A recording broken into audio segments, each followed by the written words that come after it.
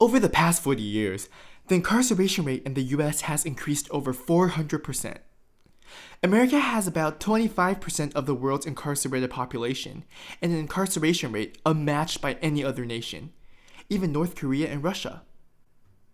This phenomenon is known as mass incarceration to many, yet not enough attention and effort have been put on the injustice behind mass incarceration. To many people, prisoners are people who made mistakes and deserve to be punished. While there is some truth to that, the primary function of jail is not limited to segregation. Jails should also help correct and eventually reincorporate prisoners into our society. Our current system fails to just that. Once someone is convicted and jailed, he or she is likely to be excluded from the society forever. Having a felony background will likely exclude someone from economic, educational, and social opportunities. Colleges won't accept formal prisoners. Banks won't provide loans. Access to social welfare is shut down. And of course, it becomes insanely hard to find a job.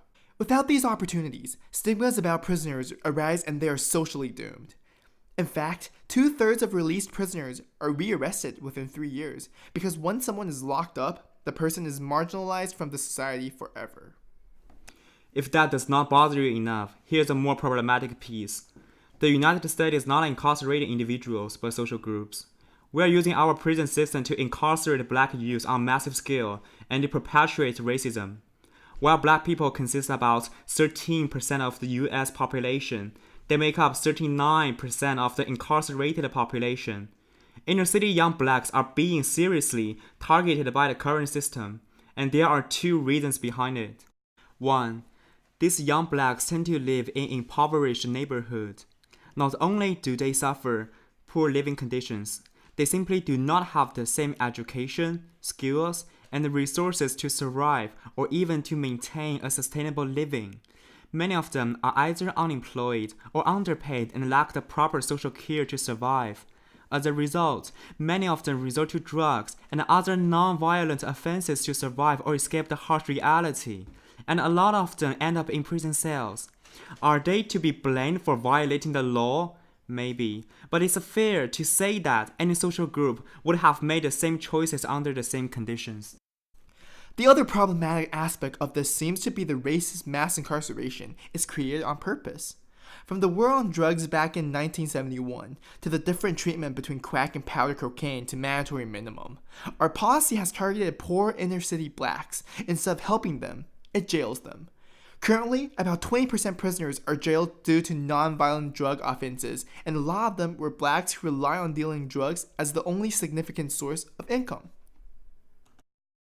Not only have our policies targeted blacks through incarcerating drug dealers, they have also created incentives for our law enforcers to favor drug dealers over serious crimes such as rape and murder.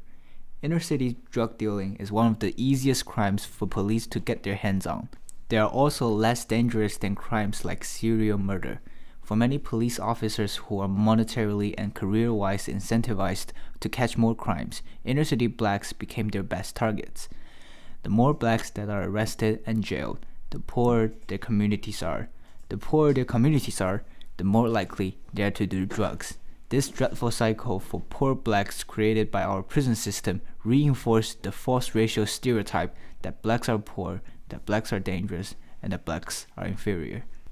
Mass incarceration is unacceptable. It is not merely unfair treatment towards prisoners, but a modern and subtle way to perpetuate racism. Although it might not directly affect our lives, out of human decency, we should not let such harmful system be continued. American prison system implicitly violates basic human rights and equality. More pressure needs to be put on to change the policy against black minorities, to change police's favoritism in drug-related crimes, and to change the false racial stereotypes surrounding blacks. We have created a petition, and we've linked it in the description. We need support from each and every single one of you, and we pledge for you to join our effort against mass incarceration.